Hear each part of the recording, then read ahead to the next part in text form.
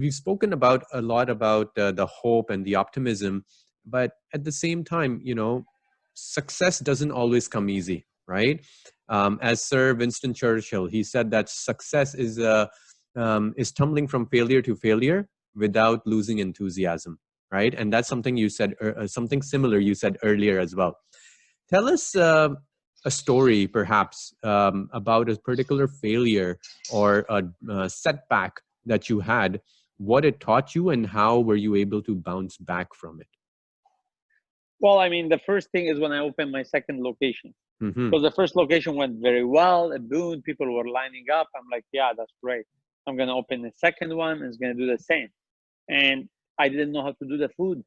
I didn't know how to repeat it. Every chef was competing that his hummus better than the other guy. And I'm like, no, I wanted the same. What do you mean? Oh, no. People are saying my kafta is better. I'm like, that's not what I want here. I want the same thing. And it didn't work. I actually lost money in my second location.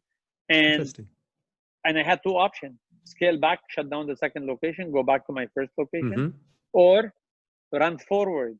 And I decided to run away forward. When I opened Young and Nandas with $27,000 to $30,000 rent a month, wow, it could have been the end of Paramount, right? And I actually borrowed a part of the money from a friend of mine to open it because I was losing money in the second location, and I'm running forward. So I would have lost.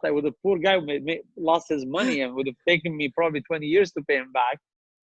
I have a second location that's scaring me because the first one is doing still well, but the second one took away from the first one location, and now the brand is getting bad reputation that the food is not the same. And now I'm opening the third one, right? And I had no other option. Sleepless night.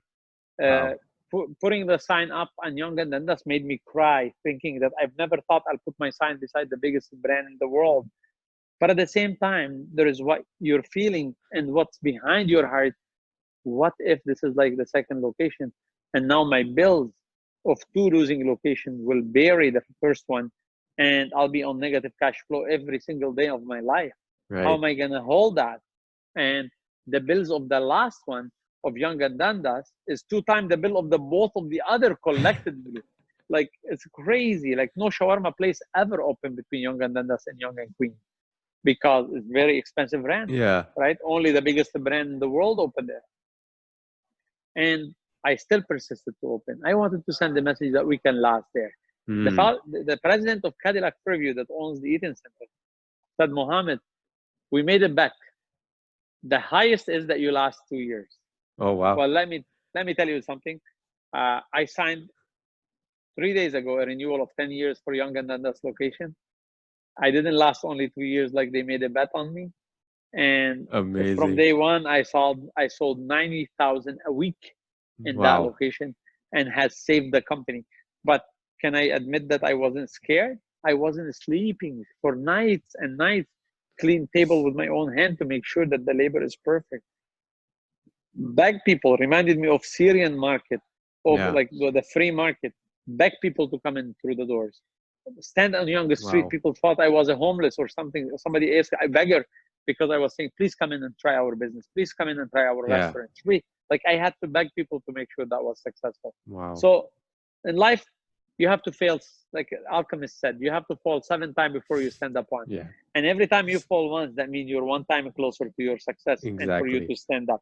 And look, pandemic has proved to everyone that there is no one safe. Yeah. You know, I'm someone that is very safe. I don't borrow money. I don't have banks. I built it slowly. I moved to franchising because I didn't have the money to build it alone, right?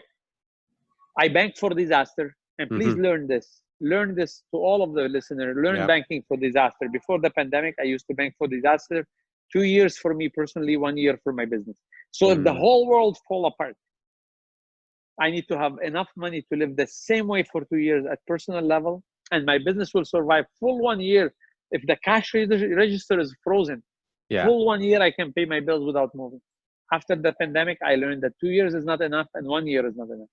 So now I extended my banking for disaster to 3 years personally and 2 years my business. So bank for disaster. Do not rush to open stores. Rush to bank for disaster. Do not rush to buy a better car. Bank for disaster. Do not rush to buy a bigger home. Bank for disaster. And that's one of my biggest suggestions to everyone.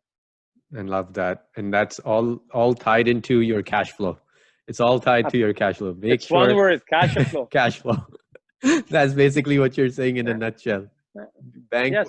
make sure you have enough cash to last for 3 years for yourself and 2 years for your Business. company, Yeah. for your business. And I think that's very, very important for all the entrepreneurs out there, right?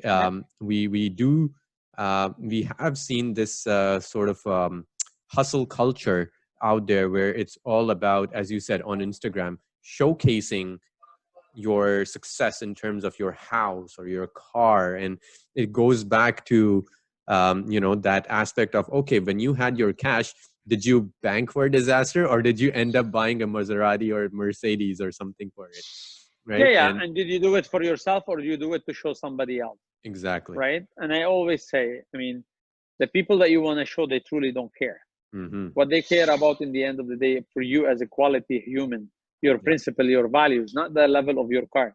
And if you're surrounding yourself that you need to do something just for them to respect you, and their respect is dependent on the level of house or car you have, they're not the right people. Absolutely. And you're only who you surround yourself with. You are only the person that, like, the people you surround yourself with says a lot about you. And if you're at a certain point, you feel the pressure of those people on your life for you to match with them financially, they're the wrong people for you. So true. So true. I couldn't agree more, because, they say you're always the average of the 5 people you hang out with. So surround yourself with the right people with the right mindset, who are your cheerleaders, who can be your coaches, who can address your blind spots. Don't always just have just yes men or yes women around you. Have people around you who can tell you, maybe you're making a slight mistake here or there, and give you some constructive feedback. And that's what Absolutely. coaching or mentorship is all about.